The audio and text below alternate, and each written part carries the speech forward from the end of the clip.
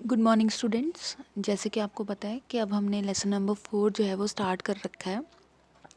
सबसे पहले हम ना इसके देख लेते हैं कि इस चैप्टर में हमारा जो सिलेबस कट शॉर्ट हो चुका हुआ है, एज़ यू ऑलरेडी नो, कि हमने टॉपिक्स कहाँ तक करने हैं। तो ये जो मैं जिस पेज पे हूँ, इस पेज का नंबर है 58। आपकी टेक्स्ट बुक में भी सेम होगा। हमने 58 से लेके होमोलॉगस सीरीज़ तक करना है। होमोलॉगस सीरीज़ कौन से पेज पे है? पेज नंबर 66 पे। होमोलॉगस सीरीज़ को कंप्लीट करते हुए हो सकता है हम जो है इस पेज तक करें, पेज नंबर 68 तक, क्योंकि इसके बाद वाला पेज से आपका जो है वो केमिकल प्रॉपर्टीज स्टार्ट हो जाती हैं, जो कि हमारे सिलेबस में अब नहीं है। वैसे तो हमें होमोलॉगस सीरीज़ तक बोला गया है, लेकिन फिर भी हम क्या करेंगे, हमारे पास अगर टाइम होगा तो हम कार्बन कंपाउंड्स की जो नेमिंग है उसको एक बार कर लेंगे। तो स्टार्ट करते हैं हमारे फर्स्ट टॉपिक से, जिसका नाम है bonding in carbon, that is covalent bond. देखिए बच्चों, हमारे हम इंट्रोडक्शन पार्ट से शुरू कर लेते हैं कि जो कार्बन होता है ना, इसका नेचर है बहुत ही वर्सेटाइल।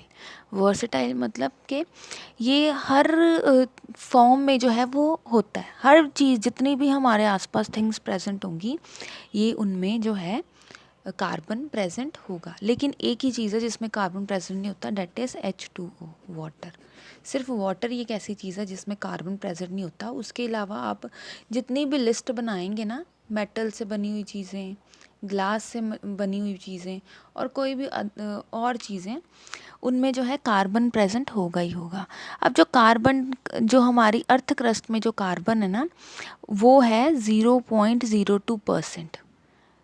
इतने परसेंट वो मिनरल्स की फॉर्म में है, जैसे कार्बोहाइड्रेट्स, कार्बोनेट्स की फॉर्म में, हाइड्रोजन कार्बोनेट्स की फॉर्म में, कुछ कार्बन जो है कोल की फॉर्म में, कुछ कार्बन जो है हमारे पास पेट्रोलियम की फॉर्म में है। और जो एटमॉस्फेयर में कार्बन प्रेजेंट है उसका अमाउंट है 0.03%, दैट इज़ कार्बन डाइऑक्साइड। अब चाहे कार्बन जो है छोटी अमाउंट में प्रेजेंट है हमारे पास, स्मॉल अमाउंट में प्रेजेंट है, लेकिन फिर भी ये बहुत ज़्यादा इम्पॉर्टेंस रखता है हमारे लिए।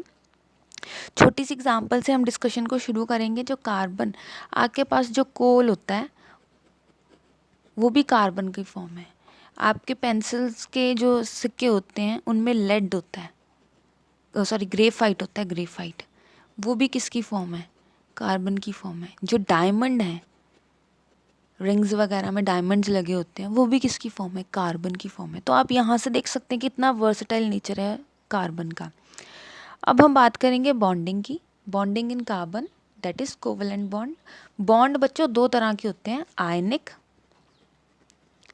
And covalent. थोड़ी सी डिस्कशन हम आयनिक के बारे में करेंगे, थोड़ी सी डिस्कशन हम कोवेलेंट के बारे में करेंगे। हाँ जी बच्चों, हम बात कर रहे थे जो बॉन्ड्स होते हैं वो दो तरह के होते हैं, आयनिक एंड कोवेलेंट। अब आयनिक में क्या होगा? आयनिक बॉन्डिंग तब बनेगी जब जो इलेक्ट्रॉन्स हैं वो क्या करते हैं, या तो वो लूज़ कर रहे हैं या वो गेन कर रहे हैं। अब कोई भी इलेक्ट्रॉन लूज़ और गेन कब करेगा? कोई भी इलेक्ट्रॉन जो होता है वो लूज़ होता है या गेन करता है। कोई भी एलिमेंट जो है वो इलेक्ट्रॉन्स को लूज़ कर रहा है या गेन कर रहा है, वो क्यों कर रहा है? ताकि वो स्टेबल हो जाए, to get stable.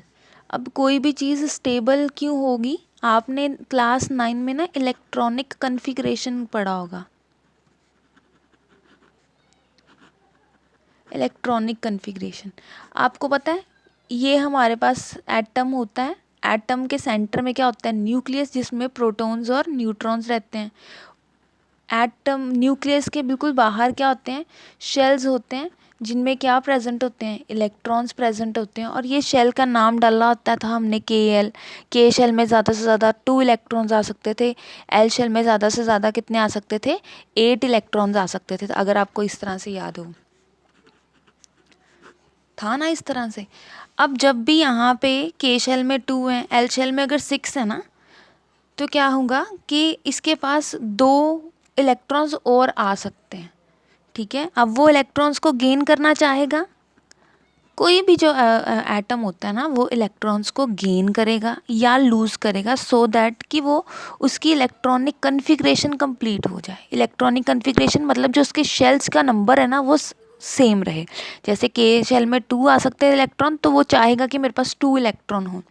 L shell में 8 इलेक्ट्रॉन्स आ सकते हैं। तो हर जितने भी हमारे पास एलिमेंट प्रेजेंट है वो यही चाहते हैं कि हम या चाहे लूज़ करके चाहे गेन करके हमारे पास ये जो कन्फिग्रेशन है ना 288 वाली ये कंप्लीट हो जाए। तो इसीलिए जो इलेक्ट्रॉन्स हैं वो क्या करते हैं, लूज़ करते हैं और गेन करते हैं। अब हम कार्बन का केस पढ़ते हैं कि कार्बन क्यों नहीं आयनिक बॉन्ड, कार्बन जो है वो आयनिक नहीं बॉन्ड बनाता है, वो कोवेलेंट बॉन्ड बनाता है। अब हम देखते हैं कि ऐसा क्या है कार्बन में खास कि वो कोवेलेंट बॉन्डिंग ही क्यों बनाता है। कार्बन का जो सिंबल होता है बच्चों वो क्या होता है, क्लास 9 में हमने बहुत अच्छे से